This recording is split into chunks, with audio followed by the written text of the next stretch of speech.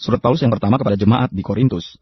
Pasal 1, salam. Dari Paulus yang oleh kehendak Allah dipanggil menjadi Rasul Kristus Yesus dan dari Sostenes saudara kita, kepada jemaat Allah di Korintus yaitu mereka yang dikuduskan dalam Kristus Yesus dan yang dipanggil menjadi orang-orang kudus, dengan semua orang di segala tempat yang berseru kepada nama Tuhan kita Yesus Kristus, yaitu Tuhan mereka dan Tuhan kita. Kasih karunia dan damai sejahtera dari Allah Bapa kita dan dari Tuhan Yesus Kristus menyertai kamu. Ucapan syukur. Aku senantiasa mengucap syukur kepada Allahku karena kamu atas kasih karunia Allah yang dianugerahkannya kepada kamu dalam Kristus Yesus. Sebab di dalam Dia kamu telah menjadi kaya dalam segala hal, dalam segala macam perkataan dan segala macam pengetahuan, sesuai dengan kesaksian tentang Kristus yang telah diteguhkan di antara kamu. Demikianlah kamu tidak kekurangan dalam suatu karunia pun sementara kamu menantikan penyataan Tuhan kita Yesus Kristus. Ia juga akan meneguhkan kamu sampai kepada kesudahannya, sehingga kamu tak bercacat pada hari Tuhan kita Yesus Kristus. Allah yang memanggil kamu kepada persekutuan dengan anaknya Yesus Kristus Tuhan kita adalah setia. Perpecahan dalam jemaat. Tetapi aku menasihatkan kamu saudara-saudara demi nama Tuhan kita Yesus Kristus, supaya kamu seia sekata dan jangan ada perpecahan di antara kamu. Tetapi sebaliknya supaya kamu erat bersatu dan sehati sepikir. Sebab saudara-saudaraku, aku telah diberitahukan oleh orang-orang dari keluarga Chloe tentang kamu, bahwa ada perselisihan di antara kamu. Yang aku maksudkan ialah bahwa kamu masing-masing berkata, aku dari golongan Paulus, atau aku dari golongan Apolos, atau aku dari golongan Kefas, atau aku dari golongan Kristus. Adakah Kristus terbagi-bagi? Adakah Paulus disalibkan karena kamu? Atau adakah kamu dibaptis dalam nama Paulus? Aku mengucap syukur bahwa tidak ada seorang pun juga di antara kamu yang aku baptis selain Krispus dan Gaius, sehingga tidak ada orang yang dapat mengatakan bahwa kamu dibaptis dalam namaku. Juga keluarga Stefanus aku yang membaptisnya, kecuali mereka aku tidak tahu, entahkah ada lagi orang yang aku baptis. Sebab Kristus mengutus aku bukan untuk membaptis tetapi untuk memberitakan Injil, dan itu pun bukan dengan hikmat perkataan supaya salib Kristus jangan menjadi sia-sia, hikmat Allah dan hikmat manusia. Sebab pemberitaan tentang salib memang adalah kebodohan bagi mereka yang akan binasa, tetapi bagi kita yang diselamatkan pemberitaan itu adalah kekuatan Allah, karena ada tertulis, aku akan membinasakan hikmat orang-orang berhikmat, dan kearifan orang-orang bijak akan kulenyapkan. Di manakah orang yang berhikmat? Di manakah ahli Taurat? Di manakah pembantah dari dunia ini? Bukankah Allah telah membuat hikmat dunia ini menjadi kebodohan? Oleh karena dunia dalam hikmat Allah tidak mengenal Allah oleh hikmatnya, maka Allah berkenan menyelamatkan mereka yang percaya oleh kebodohan pemberitaan Injil. Orang-orang Yahudi menghendaki tanda dan orang-orang Yunani mencari hikmat. Tetapi kami memberitakan Kristus yang disalibkan. Untuk orang-orang Yahudi suatu batu sandungan, dan untuk orang-orang bukan Yahudi suatu kebodohan. Tetapi untuk mereka yang dipanggil, baik orang Yahudi maupun orang bukan Yahudi, Kristus adalah kekuatan Allah dan hikmat Allah. Sebab yang bodoh dari Allah lebih besar hikmatnya daripada manusia, dan yang lemah dari Allah lebih kuat daripada manusia. Ingat saja saudara-saudara bagaimana keadaan kamu ketika kamu dipanggil. Menurut ukuran manusia tidak banyak orang yang bijak, tidak banyak orang yang berpengaruh, tidak banyak orang yang terpandang. Tetapi apa yang bodoh bagi dunia dipilih Allah untuk memalukan orang-orang yang berhikmat. Dan apa yang lemah bagi dunia dipilih Allah untuk memalukan apa yang kuat. Dan apa yang tidak terpandang dan yang hina bagi dunia dipilih Allah, bahkan apa yang tidak berarti dipilih Allah untuk meniadakan apa yang berarti. Supaya jangan ada seorang manusia pun yang memegahkan diri di hadapan Allah. Tetapi oleh Dia kamu berada dalam Kristus Yesus, yang oleh Allah telah menjadi hikmat bagi kita, yang membenarkan dan menguduskan dan menebus kita. Karena itu seperti ada tertulis, barang siapa yang bermegah, hendaklah ia bermegah di dalam Tuhan. Pasal 2, demikianlah pula ketika aku datang kepadamu, saudara-saudara, aku tidak datang dengan kata-kata yang indah, atau dengan hikmat untuk menyampaikan kesaksian Allah kepada kamu. Sebab aku telah memutuskan untuk tidak mengetahui apa-apa di antara kamu selain Yesus Kristus, yaitu Dia yang disalibkan. Aku juga telah datang kepadamu dalam kelemahan dan dengan sangat takut dan gentar. Baik perkataanku maupun pemberitaanku tidak kusampaikan dengan kata-kata hikmat yang meyakinkan, tetapi dengan keyakinan akan kekuatan roh, supaya iman kamu jangan bergantung pada hikmat manusia, tetapi pada kekuatan Allah. Hikmat yang benar. Sungguh pun demikian kami memberitakan hikmat di kalangan mereka yang telah matang, yaitu hikmat yang bukan dari dunia ini, dan yang bukan dari penguasa-penguasa dunia ini, yaitu penguasa-penguasa yang akan ditiadakan. Tetapi yang kami beritakan ialah hikmat Allah yang tersembunyi, dan rahasia yang sebelum dunia dijadikan telah disediakan Allah bagi kemuliaan kita. Tidak ada dari penguasa dunia ini yang mengenalnya, sebab kalau sekiranya mereka mengenalnya, mereka tidak menyalibkan Tuhan yang mulia. Tetapi seperti ada tertulis, apa yang tidak pernah dilihat oleh mata, dan tidak pernah didengar oleh telinga, dan yang tidak pernah timbul di dalam hati manusia, semua yang disediakan Allah untuk mereka yang mengasihi Dia. Karena kepada kita Allah telah menyatakannya oleh roh, sebab roh menyelidiki segala sesuatu, bahkan hal-hal yang tersembunyi dalam diri Allah. Siapa gerangan di antara manusia yang tahu apa yang terdapat di dalam diri manusia selain roh manusia sendiri yang ada di dalam dia? Demikian pula lah tidak ada orang yang tahu apa yang terdapat di dalam diri Allah selain roh Allah. Kita tidak menerima roh dunia, tetapi roh yang berasal dari Allah supaya kita tahu apa yang dikaruniakan Allah kepada kita. Dan karena kami menafsirkan hal-hal rohani kepada mereka yang mempunyai roh, kami berkata-kata tentang karunia-karunia Allah dengan perkataan yang bukan diajarkan kepada kami oleh hikmat manusia tetapi oleh roh. Tetapi manusia duniawi tidak menerima apa yang berasal dari roh Allah, karena hal itu baginya adalah suatu kebodohan, dan ia tidak dapat memahaminya, sebab hal itu hanya dapat dinilai secara rohani. Tetapi manusia rohani menilai segala sesuatu, tetapi ia sendiri tidak dinilai oleh orang lain. Sebab siapakah yang mengetahui pikiran Tuhan sehingga ia dapat menasihati Dia? Tetapi kami memiliki pikiran Kristus. Pasal 3, perselisihan. Dan aku saudara-saudara pada waktu itu tidak dapat berbicara dengan kamu seperti dengan manusia rohani, tetapi hanya dengan manusia duniawi yang belum dewasa dalam Kristus. Susulah yang kuberikan kepadamu bukanlah makanan keras, sebab kamu belum dapat menerimanya, dan sekarang pun kamu belum dapat menerimanya. Karena kamu masih manusia duniawi, sebab jika di antara kamu ada iri hati dan perselisihan, bukankah hal itu menunjukkan bahwa kamu manusia duniawi, dan bahwa kamu hidup secara manusiawi? Karena jika yang seorang berkata aku dari golongan Paulus, dan yang lain berkata aku dari golongan Apolos, bukankah hal itu menunjukkan bahwa kamu manusia duniawi yang bukan rohani? Jadi apakah Apolos? Apakah Paulus, pelayan-pelayan Tuhan yang olehnya kamu menjadi percaya, masing-masing menurut jalan yang diberikan Tuhan kepadanya? Aku menanam, Apolos menyiram, tetapi Allah yang memberi pertumbuhan. Karena itu yang penting bukanlah yang menanam atau yang menyiram, melainkan Allah yang memberi pertumbuhan. Baik yang menanam maupun yang menyiram adalah sama, dan masing-masing akan menerima upahnya sesuai dengan pekerjaannya sendiri. Karena kami adalah kawan sekerja Allah, kamu adalah ladang Allah, bangunan Allah. dasar dan bangunan. Sesuai dengan kasih karunia Allah yang dianugerahkan kepadaku, aku sebagai seorang ahli bangunan yang cakap telah meletakkan dasar dan orang lain membangun terus di atasnya. Tetapi tiap-tiap orang harus memperhatikan bagaimana ia harus membangun di atasnya. Karena tidak ada seorang pun yang dapat meletakkan dasar lain daripada dasar yang telah diletakkan, yaitu Yesus Kristus. Entahkah orang membangun di atas dasar ini dengan emas, perak, batu permata, kayu, rumput kering, atau jerami. Sekali kelak pekerjaan masing-masing orang akan nampak, karena hari Tuhan akan menyatakannya. Sebab ia akan nampak dengan api dan bagaimana pekerjaan masing-masing orang akan diuji oleh api itu. Jika pekerjaan yang dibangun seseorang tahan uji, ia akan mendapat upah. Jika pekerjaannya terbakar, ia akan menderita kerugian. Tetapi ia sendiri akan diselamatkan. Tetapi seperti dari dalam api. Tidak tahukah kamu bahwa kamu adalah bait Allah dan bahwa roh Allah diam di dalam kamu? Jika ada orang yang membinasakan bait Allah, maka Allah akan membinasakan dia. Sebab bait Allah adalah kudus dan bait Allah itu ialah kamu. Janganlah ada orang yang menipu dirinya sendiri. Jika ada di antara kamu yang menyangka dirinya berhikmat menurut dunia ini, biarlah ia menjadi bodoh supaya ia berhikmat. Karena hikmat dunia ini adalah kebodohan bagi Allah. Sebab ada tertulis, ia yang menangkap orang berhikmat dalam kecerdikannya. Dan di tempat lain Tuhan mengetahui rancangan-rancangan orang berhikmat. Sesungguhnya semuanya sia-sia belaka. Karena itu janganlah ada orang yang memegahkan dirinya atas manusia. Sebab segala sesuatu adalah milikmu. Baik Paulus, Apolos maupun Kefas, baik dunia, hidup maupun mati, baik waktu sekarang maupun waktu yang akan datang. Semuanya kamu punya. Tetapi kamu adalah milik Kristus dan Kristus adalah milik Allah. Pasal 4, Tuhan adalah satu-satunya hakim. Demikianlah hendaknya orang memandang kami sebagai hamba-hamba Kristus yang kepadanya dipercayakan rahasia Allah. Yang akhirnya dituntut dari pelayan-pelayan yang demikian ialah bahwa mereka ternyata dapat dipercayai. Bagiku sedikit sekali artinya entahkah aku dihakimi oleh kamu atau oleh suatu pengadilan manusia. Malahan diriku sendiri pun tidak kuhakimi. Sebab memang aku tidak sadar akan sesuatu. Tetapi bukan karena itulah aku dibenarkan. Dia yang menghakimi aku ialah Tuhan. Karena itu janganlah menghakimi sebelum waktunya, yaitu sebelum Tuhan datang. Ia akan menerangi juga apa yang tersembunyi dalam kegelapan. Dan ia akan memperlihatkan apa yang direncanakan di dalam hati. Maka tiap-tiap orang akan menerima pujian dari Allah. Rendahkanlah dirimu. Saudara-saudara, kata-kata ini aku kenakan pada diriku sendiri dan pada Apolos karena kamu, supaya dari teladan kami, kamu belajar apakah artinya ungkapan jangan melampaui yang ada tertulis, supaya jangan ada di antara kamu yang menyombongkan diri dengan jalan mengutamakan yang satu daripada yang lain. Sebab siapakah yang menganggap engkau begitu penting, dan apakah yang engkau punyai yang tidak engkau terima, dan jika engkau memang menerimanya, mengapakah engkau memegahkan diri, seolah-olah engkau tidak menerimanya? Kamu telah kenyang, kamu telah menjadi kaya. Tanpa kami, kamu telah menjadi raja. Alangkah baiknya kalau benar demikian, bahwa kamu telah menjadi raja, sehingga kami pun turut menjadi raja dengan kamu. Sebab menurut pendapatku Allah memberikan kepada kami para rasul tempat yang paling rendah. Sama seperti orang-orang yang telah dijatuhi hukuman mati, sebab kami telah menjadi tontonan bagi dunia, bagi malaikat-malaikat dan bagi manusia. Kami bodoh oleh karena Kristus, tapi kamu arif dalam Kristus. Kami lemah, tetapi kamu kuat. Kamu mulia, tetapi kami hina. Sampai pada saat ini kami lapar, haus, telanjang, dipukul, dan hidup mengembara. Kami melakukan pekerjaan tangan yang berat. Kalau kami dimaki, kami memberkati. Kalau kami dianiaya, kami sabar. Kalau kami difitnah, kami tetap menjawab dengan ramah. Kami telah menjadi sama dengan sampah dunia, sama dengan kotoran dari segala sesuatu, sampai pada saat ini. Hal ini kutuliskan bukan untuk memalukan kamu, tetapi untuk menegur kamu sebagai anak-anakku yang kukasihi. Sebab sekalipun kamu mempunyai beribu-ribu pendidik dalam Kristus, kamu tidak mempunyai banyak bapa. Karena akulah yang dalam Kristus Yesus telah menjadi bapamu oleh Injil yang kuberitakan kepadamu. Sebab itu aku menasihatkan kamu, turutilah teladanku. Justru itulah sebabnya aku mengirimkan kepadamu Timotius yang adalah anakku yang kekasih dan yang setia dalam Tuhan. Ia akan memperingatkan kamu akan hidup yang kuturuti dalam Kristus Yesus, seperti yang kuajarkan di mana-mana dalam setiap jemaat. Tetapi ada beberapa orang yang menjadi sombong, karena mereka menyangka bahwa aku tidak akan datang lagi kepadamu. Tetapi aku akan segera datang kepadamu, kalau Tuhan menghendakinya. Maka aku akan tahu bukan tentang perkataan orang-orang yang sombong itu, tetapi tentang kekuatan mereka. Sebab kerajaan Allah bukan terdiri dari perkataan, tetapi dari kuasa. Apakah yang kamu kehendaki? Haruskah aku datang kepadamu dengan cambuk atau dengan kasih dan dengan hati yang lemah lembut? Pasal 5, dosa dalam jemaat. Memang orang mendengar bahwa ada percabulan di antara kamu dan percabulan yang begitu rupa seperti yang tidak terdapat sekalipun di antara bangsa-bangsa yang tidak mengenal Allah. Yaitu bahwa ada orang yang hidup dengan istri ayahnya. Sekalipun demikian kamu sombong. Tidakkah lebih patut kamu berduka cita dan menjauhkan orang yang melakukan hal itu dari tengah-tengah kamu? Sebab aku sekalipun secara badani tidak hadir, tetapi secara rohani hadir. Aku sama seperti aku hadir telah menjatuhkan hukuman atas dia yang telah melakukan hal yang semacam itu. Bila mana kita berkumpul dalam roh, kamu bersama-sama dengan aku dengan kuasa Yesus Tuhan kita. Orang itu harus kita serahkan dalam nama Tuhan Yesus kepada iblis, sehingga binasa tubuhnya agar rohnya diselamatkan pada hari Tuhan. Kemegahanmu tidak baik. Tidak tahukah kamu bahwa sedikit ragi mengkamiri seluruh adonan? Buanglah ragi yang lama itu, supaya kamu menjadi adonan yang baru, sebab kamu memang tidak beragi. Sebab anak domba Paskah kita juga telah disembelih, yaitu Kristus. Karena itu marilah kita berpesta bukan dengan ragi yang lama, bukan pula dengan ragi keburukan dan kejahatan, tetapi dengan roti yang tidak beragi, yaitu kemurnian dan kebenaran. Dalam suratku telah kutuliskan kepadamu supaya kamu jangan bergaul dengan orang-orang cabul. Yang aku maksudkan bukanlah dengan semua orang cabul pada umumnya dari dunia ini, atau dengan semua orang kikir dan penipu, atau dengan semua penyembah berhala. Karena jika demikian kamu harus meninggalkan dunia ini. Tetapi yang kutuliskan kepada kamu ialah supaya kamu jangan bergaul dengan orang yang sekalipun menyebut dirinya saudara adalah orang cabul, kikir, penyembah berhala, pemfitnah, pemabuk, atau penipu. Dengan orang yang demikian janganlah kamu sekali-kali makan bersama-sama. Sebab dengan wewenang apakah aku menghakimi mereka yang berada di luar jemaat? Bukankah kamu hanya menghakimi mereka yang berada di dalam jemaat?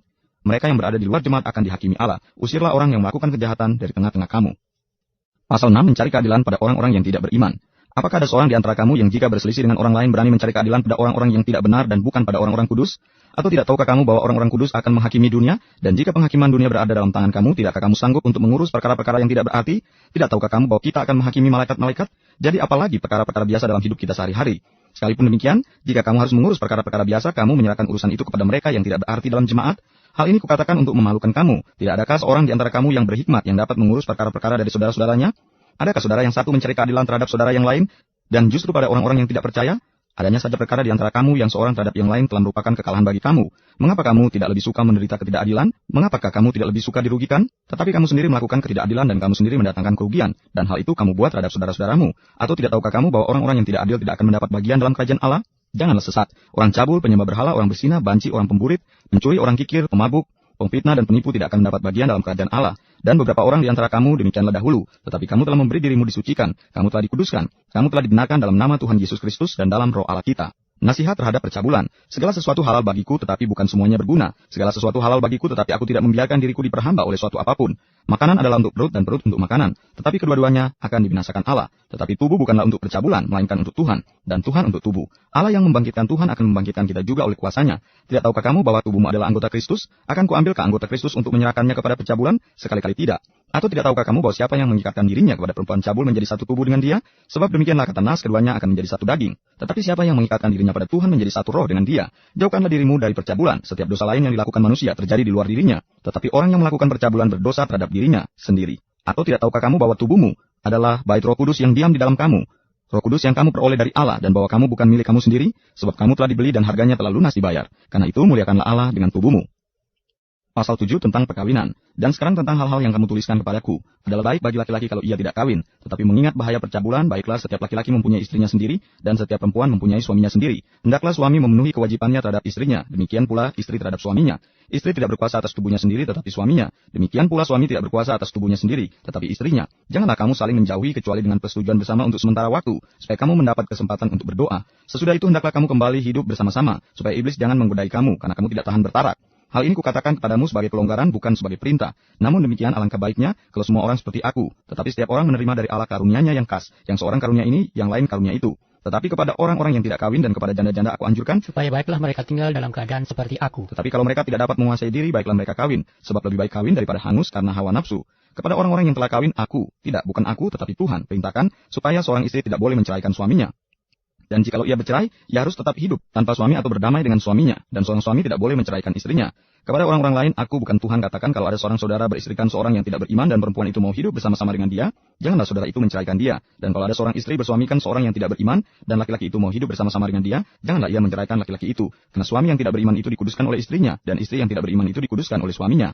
Andai kata tidak demikian, niscaya anak-anakmu adalah anak cemar, tetapi sekarang mereka adalah anak-anak kudus.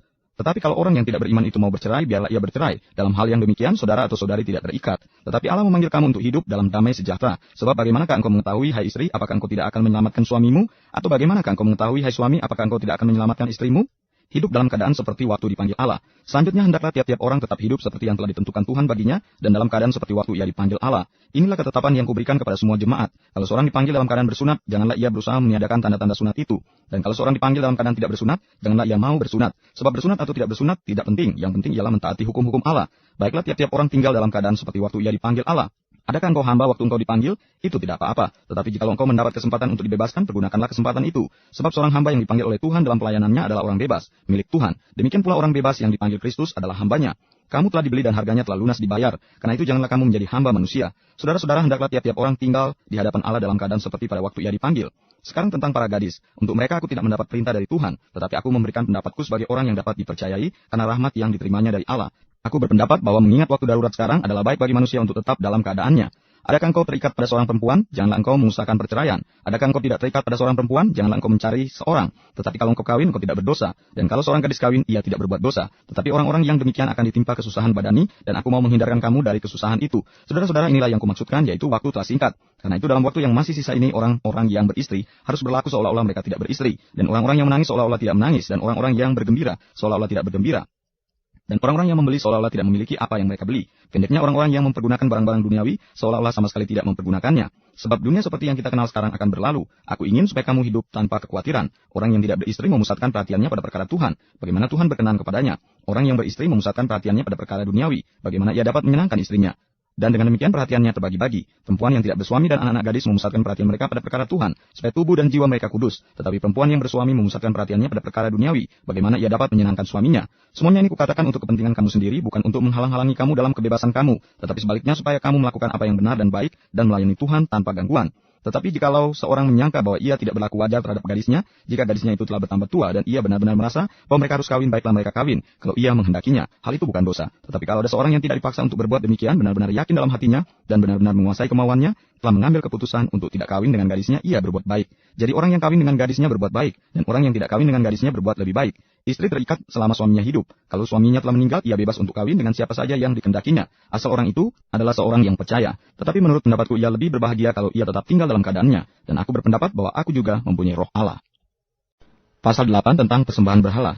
Tentang daging persembahan berhala kita tahu, kita semua mempunyai pengetahuan. Pengetahuan yang demikian membuat orang menjadi sombong tetapi kasih membangun. Jika ada seorang menyangka bahwa ia mempunyai sesuatu pengetahuan, maka ia belum juga mencapai pengetahuan sebagaimana yang harus dicapainya. Tetapi orang yang mengasihi Allah, ia dikenal oleh Allah.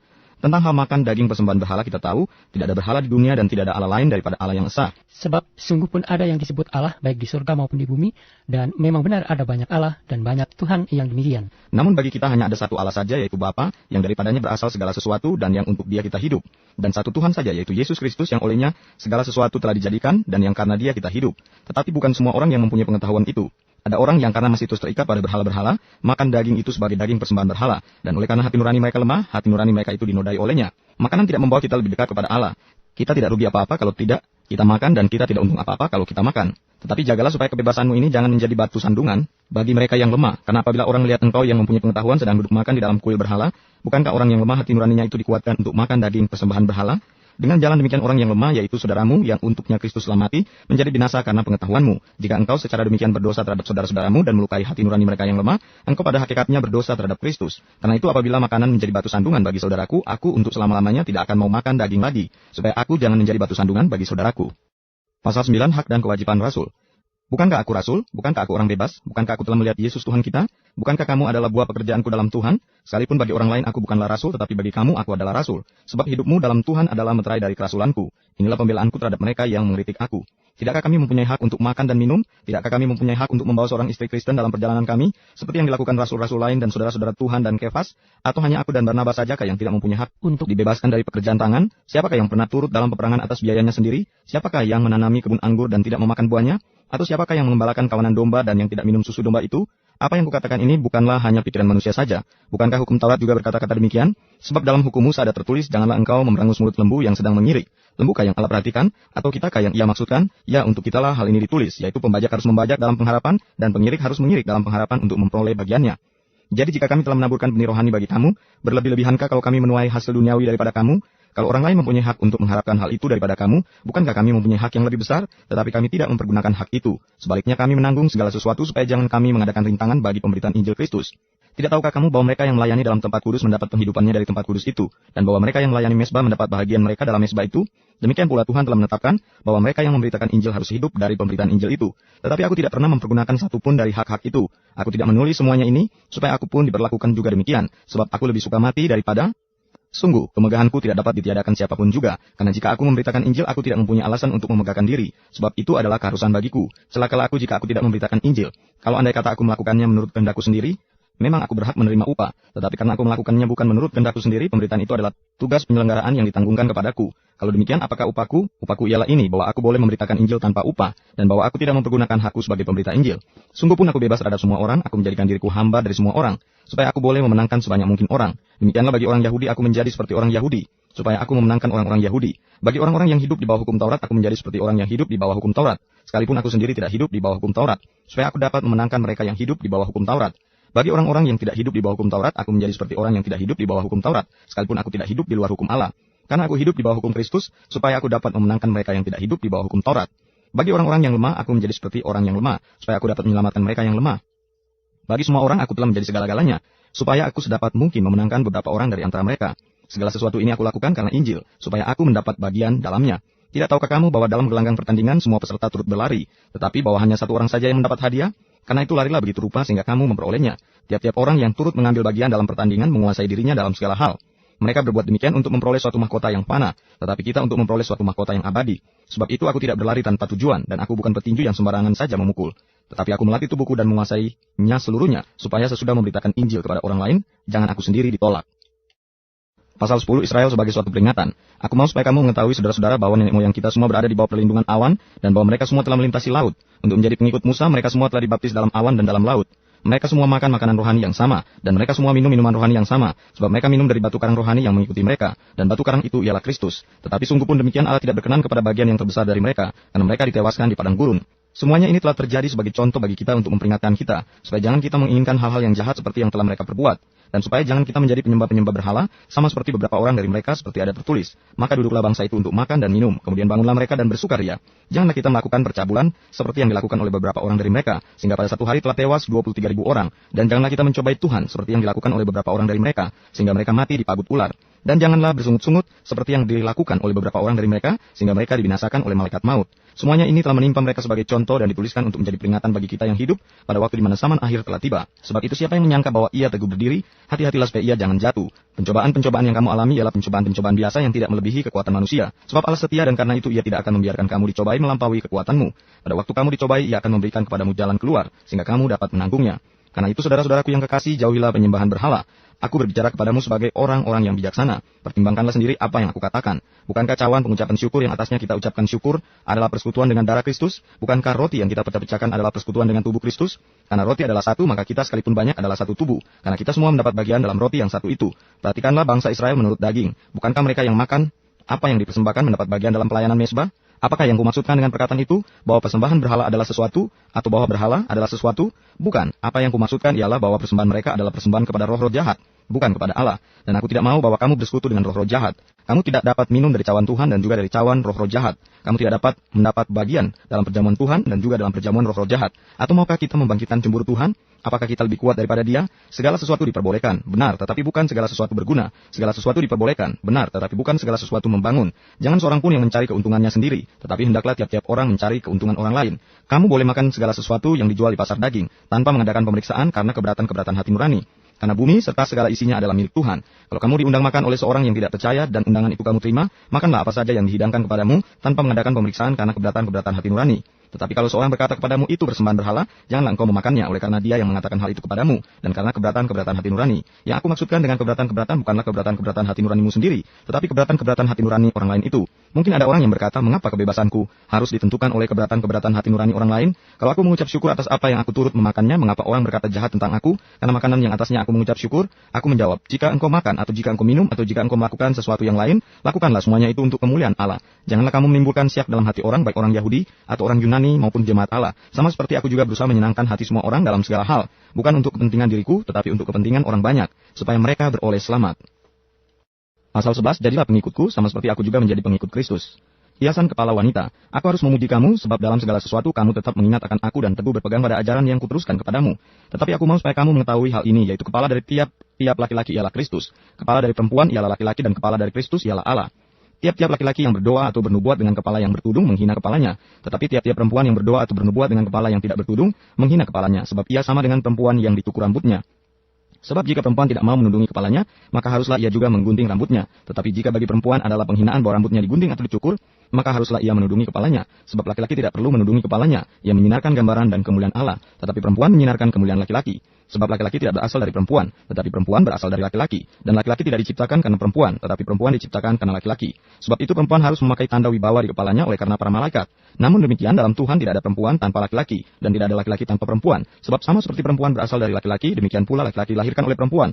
Dan segala sesuatu berasal dari Allah. Pertimbangkanlah sendiri, patutkah perempuan berdoa kepada Allah dengan kepala yang tidak bertudung? Bukankah alam sendiri menyatakan kepadamu bahwa adalah kehinaan bagi laki-laki jika ia berambut panjang, tetapi bahwa adalah kehormatan bagi perempuan jika ia berambut panjang? Sebab rambut diberikan kepada perempuan untuk menjadi penudung. Tetapi jika ada orang yang mau membantah, kami maupun jemaat-jemaat Allah tidak mempunyai kebiasaan yang demikian. Kebiasaan-kebiasaan yang salah dalam perjamuan malam. Dalam peraturan-peraturan yang berikut aku tidak dapat memuji kamu, sebab pertemuan-pertemuanmu tidak mendatangkan kebaikan tetapi mendatangkan keburukan. Sebab pertama-tama aku mendengar bahwa apabila kamu berkumpul sebagai jemaat ada perpecahan di antara kamu, dan hal itu sedikit banyak aku percaya. Sebab di antara kamu harus ada perpecahan supaya nyata nanti siapakah di antara kamu yang tahan uji. Apabila kamu berkumpul, kamu bukanlah berkumpul untuk makan perjamuan Tuhan. Sebab pada perjamuan itu tiap-tiap orang memakan dahulu makanannya sendiri, sehingga yang seorang lapar dan yang lain mabuk. Apakah kamu tidak mempunyai rumah sendiri untuk makan dan minum? Atau maukah kamu menghinakan jemaat Allah dan memalukan orang-orang yang tidak mempunyai apa-apa? Apakah yang kukatakan kepada kamu? Memuji kamu? Dalam hal ini aku tidak memuji. Sebab apa yang telah kuteruskan kepadamu telah kuterima dari Tuhan, yaitu bahwa Tuhan Yesus pada malam waktu ia diserahkan mengambil roti, dan sesudah itu ia mengucap syukur atasnya. Ia memecah-mecahkannya dan berkata, inilah tubuhku yang diserahkan bagi kamu. Perbuatlah ini menjadi peringatan akan aku. Demikian juga ia mengambil cawan sesudah makan, lalu berkata, cawan ini adalah perjanjian baru yang dimeteraikan oleh darahku. Perbuatlah ini setiap kali kamu meminumnya menjadi peringatan akan aku. Sebab setiap kali kamu makan roti ini dan minum cawan ini, kamu memberitakan kematian Tuhan sampai ia datang. Jadi barang siapa dengan cara yang tidak layak makan roti atau minum cawan Tuhan, ia berdosa terhadap tubuh dan darah Tuhan. Karena itu hendaklah tiap-tiap orang menguji dirinya sendiri dan baru sesudah itu ia makan roti dan minum dari cawan itu. Karena barang siapa makan dan minum tanpa mengakui tubuh Tuhan, ia mendatangkan hukuman atas dirinya. Sebab itu banyak di antara kamu yang lemah dan sakit, dan tidak sedikit yang meninggal. Kalau kita menguji diri kita sendiri, hukuman tidak menimpa kita. Tetapi kalau kita menerima hukuman dari Tuhan, kita dididik supaya kita tidak akan dihukum bersama-sama dengan dunia. Karena itu saudara-saudaraku, jika kamu berkumpul untuk makan, nantikanlah olehmu seorang akan yang lain. Kalau ada orang yang lapar, baiklah ia makan dahulu di rumahnya, supaya jangan kamu berkumpul untuk dihukum. Hal-hal yang lain akan kuatur kalau aku datang. Pasal 12, rupa-rupa karunia tetapi satu roh. Sekarang tentang karunia-karunia roh. Aku mau saudara-saudara supaya kamu mengetahui kebenarannya. Kamu tahu bahwa pada waktu kamu masih belum mengenal Allah, kamu tanpa berpikir ditarik kepada berhala-berhala yang bisu. Karena itu aku mau meyakinkan kamu bahwa tidak ada seorang pun yang berkata-kata oleh roh Allah, dapat berkata terkutuklah Yesus. Dan tidak ada seorang pun yang dapat mengaku Yesus adalah Tuhan selain oleh Roh Kudus. Ada rupa-rupa karunia tetapi satu roh. Dan ada rupa-rupa pelayanan tetapi satu Tuhan. Dan ada berbagai-bagai perbuatan ajaib tetapi Allah adalah satu yang mengerjakan semuanya dalam semua orang. Tetapi kepada tiap-tiap orang dikaruniakan penyataan roh untuk kepentingan bersama. Sebab kepada yang seorang roh memberikan karunia untuk berkata-kata dengan hikmat. Dan kepada yang lain roh yang sama memberikan karunia berkata-kata dengan pengetahuan. Kepada yang seorang roh yang sama memberikan iman, dan kepada yang lain ia memberikan karunia untuk menyembuhkan. Kepada yang seorang roh memberikan kuasa untuk mengadakan mujizat, dan kepada yang lain ia memberikan karunia untuk bernubuat. Dan kepada yang lain lagi ia memberikan karunia untuk membedakan bermacam-macam roh. Kepada yang seorang ia memberikan karunia untuk berkata-kata dengan bahasa roh, dan kepada yang lain ia memberikan karunia untuk menafsirkan bahasa roh itu. Tetapi semuanya ini dikerjakan oleh roh yang satu dan yang sama, yang memberikan karunia kepada tiap-tiap orang secara khusus seperti yang dikendakinya. Banyak anggota tetapi satu tubuh. Karena sama seperti tubuh itu satu dan anggota-anggotanya banyak, dan segala anggota itu, sekalipun banyak merupakan satu tubuh, demikian pula Kristus. Sebab dalam satu roh kita semua, baik orang Yahudi maupun orang Yunani, baik budak maupun orang merdeka telah dibaptis menjadi satu tubuh, dan kita semua diberi minum dari satu roh. Karena tubuh juga tidak terdiri dari satu anggota tetapi atas banyak anggota. Andai kata kaki berkata, karena aku bukan tangan, aku tidak termasuk tubuh. Jadi benarkah ia tidak termasuk tubuh? Dan andai kata telinga berkata, karena aku bukan mata, aku tidak termasuk tubuh. Jadi benarkah ia tidak termasuk tubuh? Andai kata tubuh seluruhnya adalah mata, di manakah pendengaran? Andai kata seluruhnya adalah telinga, di manakah penciuman? Tetapi Allah telah memberikan kepada anggota masing-masing secara khusus suatu tempat pada tubuh seperti yang dikendakinya. Andai kata semuanya adalah satu anggota, di manakah tubuh? Memang ada banyak anggota tetapi hanya satu tubuh. Jadi mata tidak dapat berkata kepada tangan, aku tidak membutuhkan engkau. Dan kepala tidak dapat berkata kepada kaki, aku tidak membutuhkan engkau. Malahan justru anggota-anggota tubuh yang nampaknya paling lemah yang paling dibutuhkan. Dan kepada anggota-anggota tubuh yang menurut pemandangan kita kurang terhormat, kita berikan penghormatan khusus. Dan terhadap anggota-anggota kita yang tidak elok, kita berikan perhatian khusus. Hal itu tidak dibutuhkan oleh anggota-anggota kita yang elok. Allah telah menyusun tubuh kita begitu rupa sehingga kepada anggota-anggota yang tidak mulia diberikan penghormatan khusus, supaya jangan terjadi perpecahan dalam tubuh, tetapi supaya anggota-anggota yang berbeda itu saling memperhatikan. Karena itu jika satu anggota menderita, semua anggota turut menderita. Jika satu anggota dihormati, semua anggota turut bersukacita. Kamu semua adalah tubuh Kristus dan kamu masing-masing adalah anggotanya. Dan Allah telah menetapkan beberapa orang dalam jemaat, pertama sebagai rasul, kedua sebagai nabi, ketiga sebagai pengajar, selanjutnya mereka yang mendapat karunia untuk mengadakan mujizat, untuk menyembuhkan, untuk melayani, untuk memimpin, dan untuk berkata-kata dalam bahasa roh. Adakah mereka semua rasul atau nabi atau pengajar? Adakah mereka semua mendapat karunia untuk mengadakan mujizat, atau untuk menyembuhkan, atau untuk berkata-kata dalam bahasa roh, atau untuk menafsirkan bahasa roh? Jadi berusaha untuk memperoleh karunia-karunia yang paling utama, dan aku menunjukkan kepadamu jalan yang lebih utama lagi. Pasal 13, kasih. Sekalipun aku dapat berkata-kata dengan semua bahasa manusia dan bahasa malaikat, tetapi jika aku tidak mempunyai kasih, aku sama dengan gong yang berkumandang dan canang yang gemerincing. Sekalipun aku mempunyai karunia untuk bernubuat, dan aku mengetahui segala rahasia dan memiliki seluruh pengetahuan, dan sekalipun aku memiliki iman yang sempurna untuk memindahkan gunung, tetapi jika aku tidak mempunyai kasih, aku sama sekali tidak berguna. Dan sekalipun aku membagi-bagikan segala sesuatu yang ada padaku, bahkan menyerahkan tubuhku untuk dibakar, tetapi jika aku tidak mempunyai kasih, sedikit pun tidak ada faedahnya bagiku. Kasih itu sabar, kasih itu murah hati, ia tidak cemburu, ia tidak memegahkan diri dan tidak sombong, ia tidak melakukan yang tidak sopan dan tidak mencari keuntungan diri sendiri. Ia tidak pemarah dan tidak menyimpan kesalahan orang lain. Ia tidak bersukacita karena ketidakadilan, tetapi karena kebenaran. Ia menutupi segala sesuatu, percaya segala sesuatu, mengharapkan segala sesuatu, sabar menanggung segala sesuatu. Kasih tidak berkesudahan, nubuat akan berakhir. Bahasa roh akan berhenti, pengetahuan akan lenyap. Sebab pengetahuan kita tidak lengkap dan nubuat kita tidak sempurna. Tetapi jika yang sempurna tiba, maka yang tidak sempurna itu akan lenyap. Ketika aku kanak-kanak, aku berkata-kata seperti kanak-kanak. Aku merasa seperti kanak-kanak, aku berpikir seperti kanak-kanak. Sekarang sesudah aku menjadi dewasa, aku meninggalkan sifat kanak-kanak itu. Karena sekarang kita melihat dalam cermin suatu gambaran yang samar-samar, tetapi nanti kita akan melihat muka dengan muka. Sekarang aku hanya mengenal dengan tidak sempurna, tetapi nanti aku akan mengenal dengan sempurna seperti aku sendiri dikenal. Demikianlah tinggal ketiga hal ini, yaitu iman, pengharapan, dan kasih, dan yang paling besar di antaranya ialah kasih. Pasal 14 sekali lagi tentang karunia roh. Kejarlah kasih itu dan usahakanlah dirimu memperoleh karunia-karunia roh, terutama karunia untuk bernubuat. Siapa yang berkata-kata dengan bahasa roh tidak berkata-kata kepada manusia, tetapi kepada Allah. Sebab tidak ada seorang pun yang mengerti bahasanya. Oleh roh ia mengucapkan hal-hal yang rahasia. Tetapi siapa yang bernubuat, ia berkata-kata kepada manusia. Ia membangun, menasihati, dan menghibur. Siapa yang berkata-kata dengan bahasa roh, ia membangun dirinya sendiri. Tetapi siapa yang bernubuat, ia membangun jemaat. Aku suka supaya kamu semua berkata-kata dengan bahasa roh, tetapi lebih daripada itu, supaya kamu bernubuat. Sebab orang yang bernubuat lebih berharga daripada orang yang berkata-kata dengan bahasa roh. Kecuali kalau orang itu juga menafsirkannya sehingga jemaat dapat dibangun. Jadi saudara-saudara, jika aku datang kepadamu dan berkata-kata dengan bahasa roh, apakah gunanya itu bagimu? Jika aku tidak menyampaikan kepadamu penyataan Allah atau pengetahuan atau nubuat atau pengajaran, sama halnya dengan alat-alat yang tidak berjiwa, tetapi yang berbunyi seperti seruling dan kecapi. Bagaimanakah orang dapat mengetahui lagu apakah yang dimainkan seruling atau kecapi kalau keduanya tidak mengeluarkan bunyi yang berbeda? Atau jika nafiri tidak mengeluarkan bunyi yang terang, siapakah yang menyiapkan diri untuk berperang? Demikianlah juga kamu yang berkata-kata dengan bahasa roh. Jika kamu tidak mempergunakan kata-kata yang jelas, bagaimanakah orang dapat mengerti apa yang kamu katakan? Kata-katamu sia-sia saja kamu ucapkan di udara. Ada banyak, entah berapa banyak, macam bahasa di dunia. Sekalipun demikian tidak ada satupun di antaranya yang mempunyai bunyi yang tidak berarti. Tetapi jika aku tidak mengetahui arti bahasa itu, aku menjadi orang asing bagi dia yang mempergunakannya, dan dia orang asing bagiku.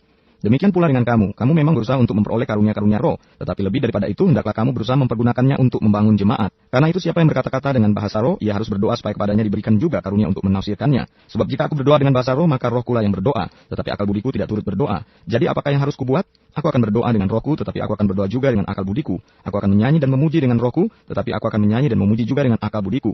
Sebab jika engkau mengucap syukur dengan rohmu saja, bagaimanakah orang biasa yang hadir sebagai pendengar dapat mengatakan amin atas pengucapan syukurmu? Bukankah ia tidak tahu apa yang engkau katakan? Sebab sekalipun pengucapan syukurmu itu sangat baik, tetapi orang lain tidak dibangun olehnya.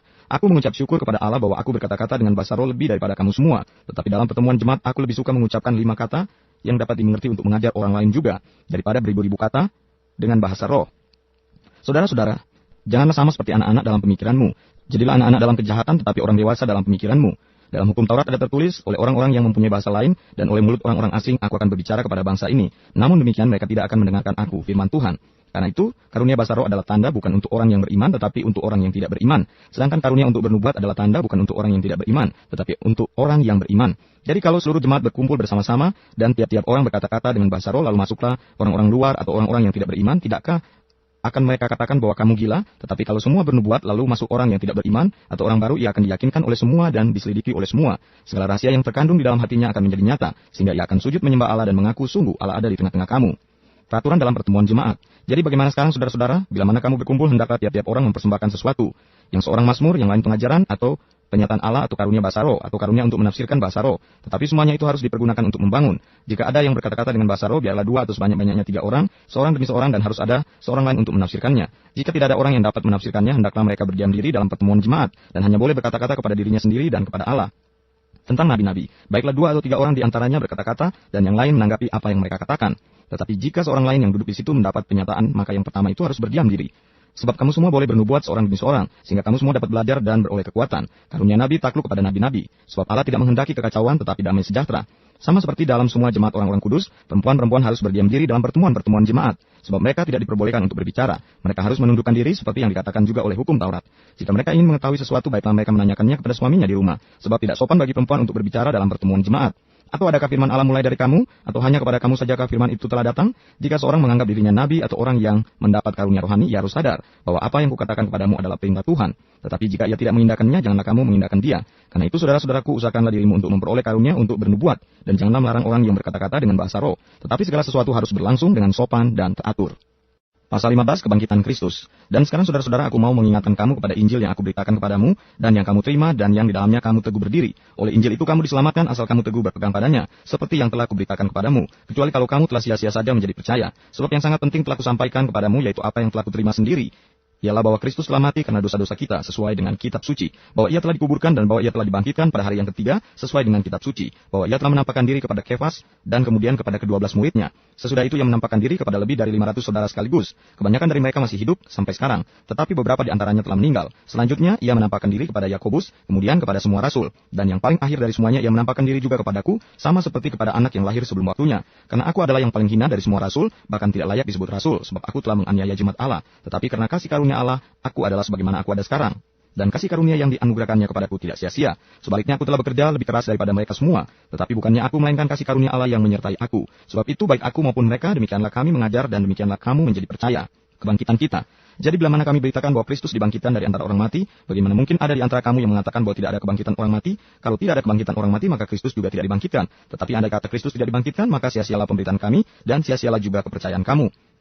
Lebih daripada itu, kami ternyata berdusta terhadap Allah, karena tentang dia kami katakan bahwa ia telah membangkitkan Kristus, padahal ia tidak membangkitkannya. Kalau andai kata benar bahwa orang mati tidak dibangkitkan. Sebab jika benar orang mati tidak dibangkitkan, maka Kristus juga tidak dibangkitkan. Dan jika Kristus tidak dibangkitkan, maka sia-sialah kepercayaan kamu, dan kamu masih hidup dalam dosamu. Demikianlah binasa juga orang-orang yang mati dalam Kristus. Jikalau kita hanya dalam hidup ini saja menaruh pengharapan pada Kristus, maka kita adalah orang-orang yang paling malang dari segala manusia. Tetapi yang benar ialah bahwa Kristus telah dibangkitkan dari antara orang mati, sebagai yang sulung dari orang-orang yang telah meninggal. Sebab sama seperti maut datang karena satu orang manusia, demikian juga kebangkitan orang mati datang karena satu orang manusia. Karena sama seperti semua orang mati dalam persekutuan dengan Adam, demikian pula semua orang akan dihidupkan kembali dalam persekutuan dengan Kristus. Tetapi tiap-tiap orang menurut urutannya, Kristus sebagai buah sulung, sesudah itu mereka yang menjadi miliknya pada waktu kedatangannya. Kemudian tiba kesudahannya, yaitu bila mana ia menyerahkan kerajaan kepada Allah Bapa, sesudah ia membinasakan segala pemerintahan, kekuasaan, dan kekuatan. Karena ia harus memegang pemerintahan sebagai raja sampai Allah meletakkan semua musuhnya di bawah kakinya. Musuh yang terakhir yang dibinasakan ialah maut. Sebab segala sesuatu telah ditaklukkannya di bawah kakinya. Tetapi kalau dikatakan bahwa segala sesuatu telah ditaklukkan, maka teranglah bahwa ia sendiri yang telah menaklukkan segala sesuatu di bawah kaki Kristus itu tidak termasuk di dalamnya. Tetapi kalau segala sesuatu telah ditaklukkan di bawah Kristus, maka ia sendiri sebagai anak akan menaklukkan dirinya di bawah dia yang telah menaklukkan segala sesuatu di bawahnya, supaya Allah menjadi semua di dalam semua. Jika tidak demikian, apakah faedahnya perbuatan orang-orang yang dibaptis bagi orang mati? Kalau orang mati sama sekali tidak dibangkitkan, mengapa mereka mau dibaptis bagi orang-orang yang telah meninggal? Dan kami juga, mengapakah kami setiap saat membawa diri kami ke dalam bahaya? Saudara-saudara, tiap-tiap hari aku berhadapan dengan maut. Demi kebanggaanku akan kamu dalam Kristus Yesus Tuhan kita, aku katakan bahwa hal ini benar. Kalau hanya berdasarkan pertimbangan-pertimbangan manusia saja, aku telah berjuang melawan binatang buas di Efesus. Apakah gunanya hal itu bagiku? Jika orang mati tidak dibangkitkan, maka marilah kita makan dan minum, sebab besok kita mati. Janganlah kamu sesat, pergaulan yang buruk merusakkan kebiasaan yang baik. Sadarlah kembali sebaik-baiknya dan jangan berbuat dosa lagi. Ada di antara kamu yang tidak mengenal Allah. Hal ini kukatakan supaya kamu merasa malu. Kebangkitan tubuh. Tetapi mungkin ada orang yang bertanya bagaimana orang mati dibangkitkan, dan dengan tubuh apakah mereka akan datang kembali? Hai orang bodoh, apa yang engkau sendiri taburkan tidak akan tumbuh dan hidup kalau ia tidak mati dahulu. Dan yang engkau taburkan bukanlah tubuh tanaman yang akan tumbuh, tetapi biji yang tidak berkulit, umpamanya biji gandum atau biji lain. Tetapi Allah memberikan kepadanya suatu tubuh seperti yang dikehendakinya. Ia memberikan kepada tiap-tiap biji tubuhnya sendiri.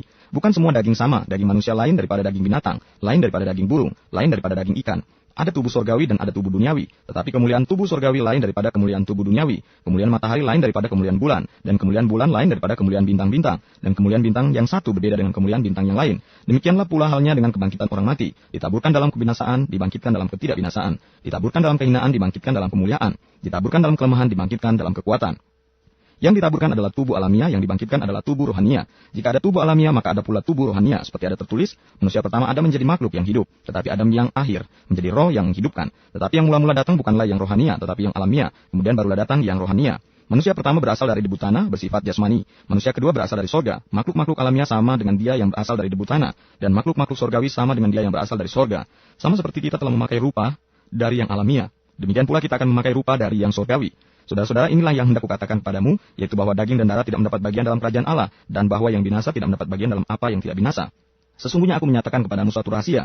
Kita tidak akan mati semuanya, tetapi kita semuanya akan diubah dalam sekejap mata pada waktu bunyi nafiri yang terakhir. Sebab nafiri akan berbunyi dan orang-orang mati akan dibangkitkan dalam keadaan yang tidak dapat binasa, dan kita semua akan diubah. Karena yang dapat binasa ini harus mengenakan yang tidak dapat binasa, dan yang dapat mati ini harus mengenakan yang tidak dapat mati. Dan sesudah yang dapat binasa ini mengenakan yang tidak dapat binasa, dan yang dapat mati ini mengenakan yang tidak dapat mati, maka akan genaplah firman Tuhan yang tertulis, maut telah ditelan dalam kemenangan. Hai maut, di manakah kemenanganmu? Hai maut, di manakah sengatmu? Sengat maut ialah dosa, dan kuasa dosa ialah hukum Taurat. Tetapi syukur kepada Allah yang telah memberikan kepada kita kemenangan oleh Yesus Kristus Tuhan kita. Karena itu saudara-saudaraku yang kekasih, berdirilah teguh, jangan goyah, dan giatlah selalu dalam pekerjaan Tuhan. Sebab kamu tahu bahwa dalam persekutuan dengan Tuhan, jeripayamu tidak sia-sia. Pasal 16, bantuan untuk jemaat di Yerusalem. Tentang pengumpulan uang bagi orang-orang kudus, hendaklah kamu berbuat sesuai dengan petunjuk-petunjuk yang kuberikan kepada jemaat-jemaat di Galatia. Pada hari pertama dari tiap-tiap minggu, hendaklah kamu masing-masing sesuai dengan apa yang kamu peroleh, menyisihkan sesuatu dan menyimpannya di rumah, supaya jangan pengumpulan itu baru diadakan kalau aku datang. Sesudah aku tiba, aku akan mengutus orang-orang yang kamu anggap layak dengan surat ke Yerusalem untuk menyampaikan pemberianmu. Kalau ternyata penting bahwa aku juga pergi, maka mereka akan pergi bersama-sama dengan aku. Rencana Paulus.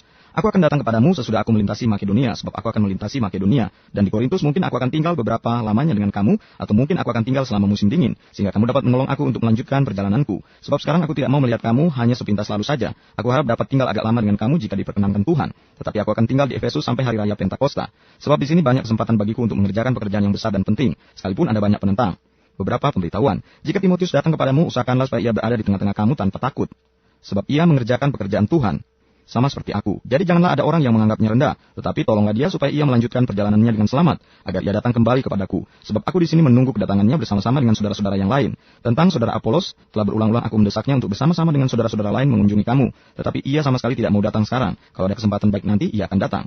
Berjaga-jagalah, berdirilah dengan teguh dalam iman, bersikaplah sebagai laki-laki, dan tetap kuat. Lakukanlah segala pekerjaanmu dalam kasih. Ada suatu permintaan lagi kepadamu, saudara-saudara. Kamu tahu bahwa Stefanus dan keluarganya adalah orang-orang yang pertama-tama bertobat di Akaya, dan bahwa mereka telah mengabdikan diri kepada pelayanan orang-orang kudus. Karena itu taatilah orang-orang yang demikian dan setiap orang yang turut bekerja dan berjerih payah. Aku bergembira atas kedatangan Stefanus, Fortunatus, dan Akaikus, karena mereka melengkapi apa yang masih kurang padamu, karena mereka menyegarkan rohku dan roh kamu. Hargailah orang-orang yang demikian. Salam. Salam kepadamu dari jemaat-jemaat di Asia Kecil. Aquila, Priscilla, dan jemaat di rumah mereka menyampaikan berlimpah-limpah salam kepadamu. Salam kepadamu dari saudara-saudara semuanya. Sampaikanlah salam seorang kepada yang lain dengan cium kudus. Dengan tanganku sendiri aku menulis ini. Salam dari Paulus. Siapa yang tidak mengasihi Tuhan terkutuklah ia. Maranatha. Kasih karunia Tuhan Yesus menyertai kamu. Kasihku menyertai kamu sekalian dalam Kristus.